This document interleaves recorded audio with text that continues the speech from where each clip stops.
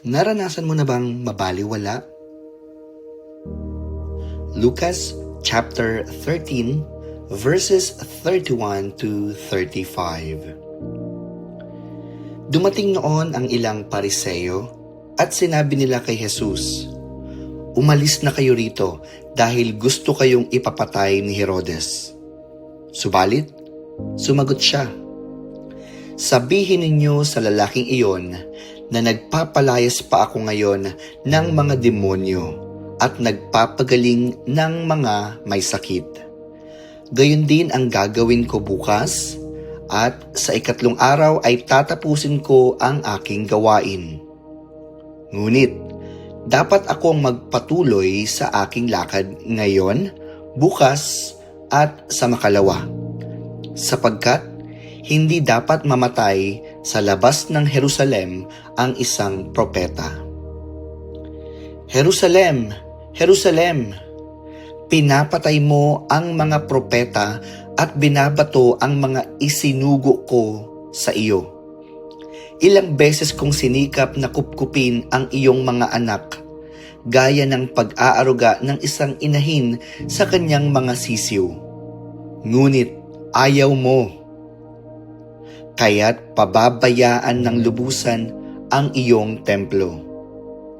Sinasabi ko sa iyo, hindi mo na ako makikita hanggang sa dumating ang oras na sasabihin mo, pinagpala ang dumarating sa pangalan ng Panginoon." Lucas chapter 13 verses 31 to 35.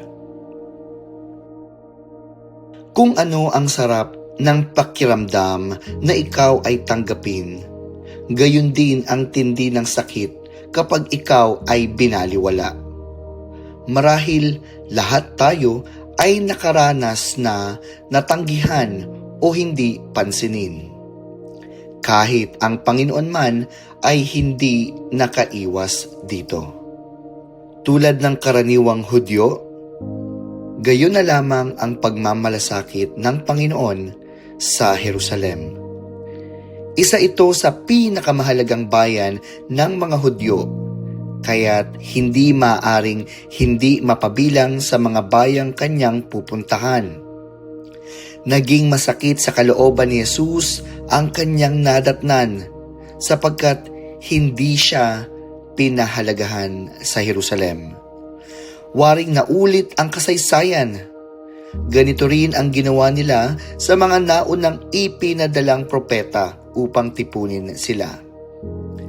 Nakita niya ang gagawing malupit na pagtatakwil sa kanya. Dahil dito, ang mga tao na mismo ang nagdala ng pagkawasak sa kanilang sarili. Pababayaan sila ng Panginoon sa panahong sasakupin sila ng kaaway.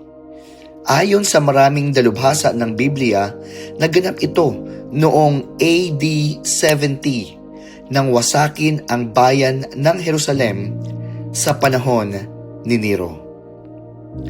Dahil kaya hindi nagtugma si Jesus sa inaasahan nilang tagapagligtas o hari, kaya hindi siya tinanggap ng mga taga-Jerusalem?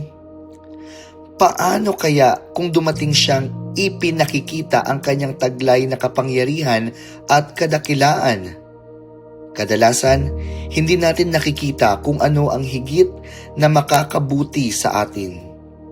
Malupit ang maaaring sapitin ng taong magtatakwil sa Diyos na may likha sa Kanya. Tayo ay manalangin at ihingi natin ng tawad sa Diyos ang mga pagkakataon na binaliwala natin siya at ang kanyang salita. Panginoong Jesus, patawarin niyo po ako kung sa mga pagkakataong hindi ko po tinatanggap ang inyo pong salita at ang buhay na binago ay patuloy kong ibinabalik sa dati ko pong pagkatao. Nais kitang tanggapin sa araw na ito at ayoko na pong baliwalain ang mga bagay kung saan ako ay pinalaya mo na. Salamat po sa muling pagtanggap sa akin. Ito po ang aking panalangin sa pangalan ni Jesus.